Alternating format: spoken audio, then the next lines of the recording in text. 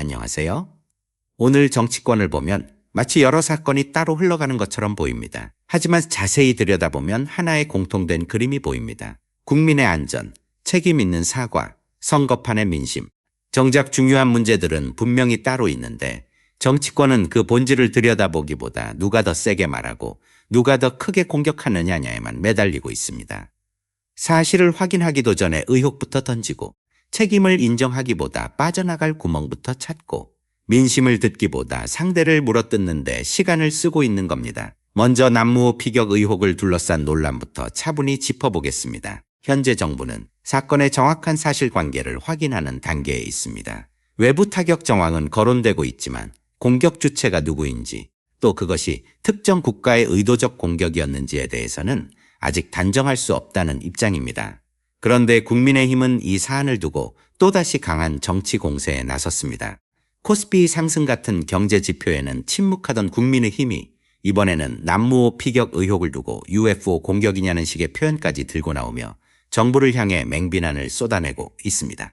국방위원회 소속 국민의힘 위원들은 단독으로 상임위 성격의 회의를 열고 정부가 국민의 생명과 재산을 포기한 것 아니냐는 취지로 비판했습니다. 하지만 민주당은 이러한 주장을 자해적 정치 공세라고 맞받았습니다. 민주당의 주장은 분명합니다. 지금 단계에서 이란을 공격 주체로 단정하고 응분의 대가를 치르게 해야 한다고 목소리만 높이는 것이 과연 호르무즈 해협 인근을 지나는 우리 선박들의 안전 확보에 실제로 도움이 되느냐는 것입니다. 외교와 안보는 감정으로 처리할 수 없습니다. 특히 해상안전, 국제관계, 민간 선박 보호가 걸린 문제라면 더더욱 그렇습니다. 정부가 이러한 대사를 초치해 문제를 제기하든 외교적 대응 수위를 조절하든 먼저 필요한 것은 정확한 조사입니다. 정부도 현재 단계적으로 대응하고 있습니다. 공격 주체가 특정될 경우 손해배상 청구까지 검토할 수 있다는 입장도 나왔습니다. 대통령실 역시 민간 선박에 대한 공격을 강력히 규탄하고 안전 보장을 위한 국제적 노력에 동참하겠다는 뜻을 밝혔습니다. 문제는 이런 상황에서도 국민의힘이 사건의 본질보다 정쟁의 소재를 먼저 찾는다는 점입니다. 안보 문제조차 선거판의 공격 카드로만 소비된다면 정작 국민이 원하는 안전과 대책은 뒤로 밀릴 수밖에 없습니다. 이런 가운데 또 하나의 무거운 장면도 있었습니다. 최상병 사건과 관련해 책임 논란의 중심에 있었던 임성근 전 사단장에게 징역 3년의 실형이 선고된 날, 그날이 하필 어버이날이었습니다. 그리고 생존 장병들이 채 상병 부모님에게 카네이션을 달아드리는 장면이 공개되며 많은 사람들의 마음을 울렸습니다. 정치권은 매일 고성을 주고받지만 그 사건의 중심에는 여전히 아들을 잃은 부모가 있습니다. 그리고 살아남은 장병들의 미안함과 책임감도 있습니다. 이 장면은 우리에게 다시 묻습니다. 정치적 구호보다 중요한 것은 무엇인가? 책임을 묻는 일은 왜 필요한가? 그리고 국가가 젊은 장병의 죽음 앞에서 최소한 어떤 태도를 보여야 하는가? 다음은 구미 씨와 가수 이승환 씨의 공연 취소 논란입니다. 가수 이승환 씨는 공연 이틀 전 공연장 대관이 취소된 것과 관련해 구미 씨를 상대로 소송을 냈고 법원은 구미 씨가 1억 2,500만 원을 배상하라고 판결했습니다. 하지만 판결 이후 김장호 구미시장의 반응은 논란을 더 키웠습니다. 김 시장은 SNS를 통해 재판부는 저 김장호 개인에 대한 배상 책임이 없음을 판결했다는 취지로 말하며 자신의 개인 책임은 없다는 점을 강조했습니다. 이어 시민 안전에 대해서는 법과 원칙에 따라 물러서지 않겠고 향후 대응은 법률 자문을 거쳐 진행하겠다고 밝혔습니다. 그러자 이승환 씨는 곧바 반격에 나섰습니다. 그는 김 시장의 입장문을 두고 다시 기만적인 글을 쓰는 것에 경악을 금치 못했다고 비판했습니다. 또 선거를 앞둔 김장호 시장의 고민을 이해하지 못하는 것은 아니지만 이럴 때일수록 정직하고 담백해야 한다고 꼬집었습니다. 이승환 씨가 제시한 핵심은 간단했습니다. 제가 잘못했습니다. 그 한마디면 될 일이라는 것입니다. 그는 정치는 기술이나 기만이 아니라 진심과 진실이어야 한다고 지적했습니다. 더 나아가 이승환 씨는 만약 김 시장이 진심 어린 사과를 한다면 피고 김장호를 포함해 1심 판결 전부를 수용하겠다는 취지의 제안도 했습니다. 그리고 배상금 역시 법률 비용을 제외한 모든 금액을 구미 씨의 우리 꿈빛 청소년 오케스트라에 기부하겠다고 밝혔습니다. 이 장면도 정치적으로 매우 상징적입니다. 법적 책임과 정치적 책임은 다릅니다. 법원이 개인 배상 책임을 인정하지 않았다고 해서 행정 책임이나 시민 앞에서의 도의적 책임까지 사라지는 것은 아닙니다. 특히 선출직 공직자라면 더 그렇습니다. 공연 취소가 정당했는지, 행정 절차가 적절했는지, 시민의 문화적 권리가 침해된 것은 아닌지에 대해 설명해야 합니다. 그런데 그 첫 반응이 나는 개인적으로 책임 없다는 식으로 읽힌다면 시민들이 느끼는 거리감은 더 커질 수밖에 없습니다. 이어서 부산 북갑 상황입니다. 국민의힘 박민식 후보와 무소속 한동훈 후보가 서로를 향해 날선 공방을 이어가는 가운데 민주당 하정우 후보는 다른 전략을 보이고 있습니다. 하정우 후보는 누가 경기를 뛰는데 말싸움 합니까? 라는 취지로 말하며 쌈박질할 시간이 없다고 강조했습니다. 자신은 일만 열심히 하겠고 지역 인프라를 꼭 챙기겠다는 메시지를 전면에 내세웠습니다. 이 전략은 단순하지만 선거판에서는 꽤 강력합니다. 상대 후보들이 서로를 깎아내리는 동안 자신은 현장을 뛰고 기록하고 듣겠다는 이미지를 만드는 것입니다. 하정우 후보의 아내도 함께 등장했습니다. 두 사람은 구포시장을 찾아 상인들에게 인사하고 장을 보는 모습을 공개했습니다. 선거 일정으로 바쁜 와중에도 손을 잡고 시장을 찾은 모습은 지역 유권자들에게 친근한 인상을 줄 수 있습니다. 선거에서 정책만큼 중요한 것이 이미지입니다.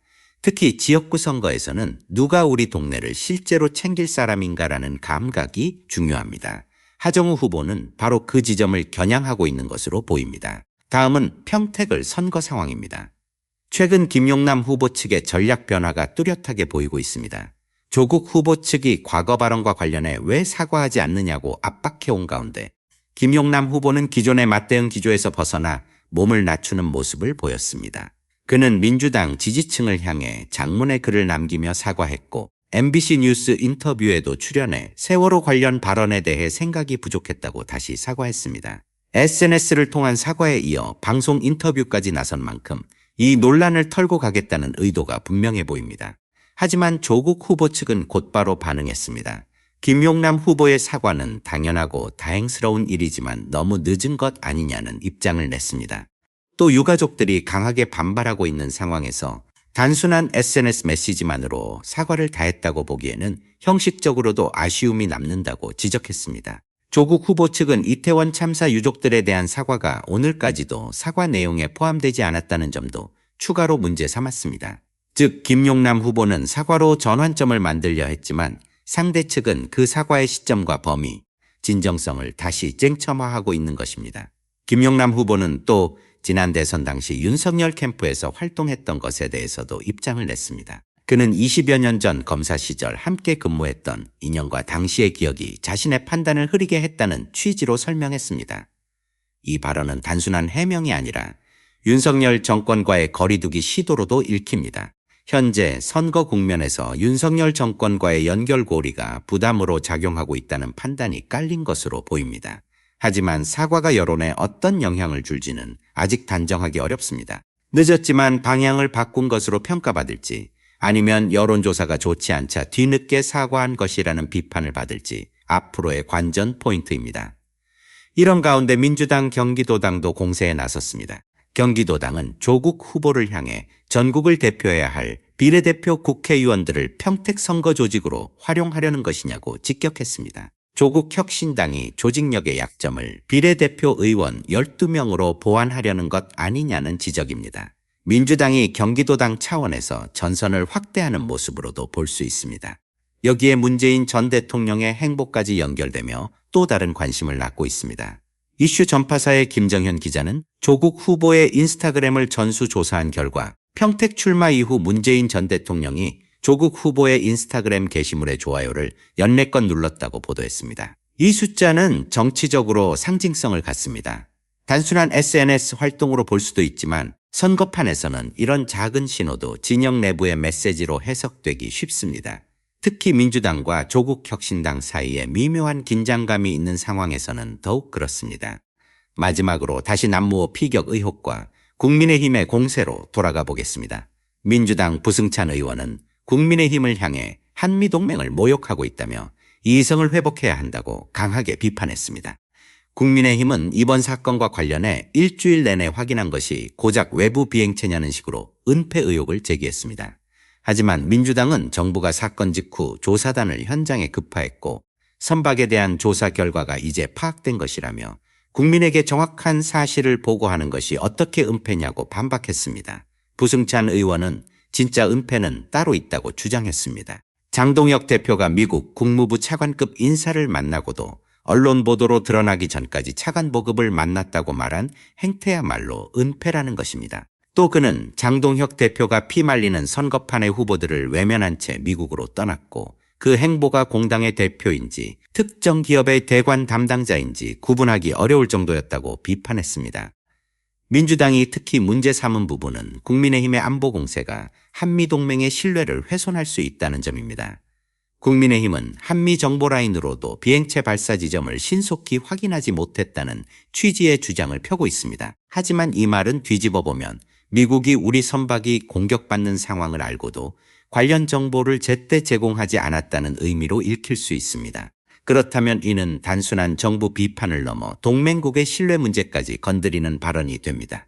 민주당은 국민의힘이 첩보의 출처와 근거를 국민 앞에 밝혀야 한다고 요구했습니다. 결국 오늘의 여러 사건을 관통하는 핵심은 하나입니다. 정치가 사실보다 앞서가면 위험합니다.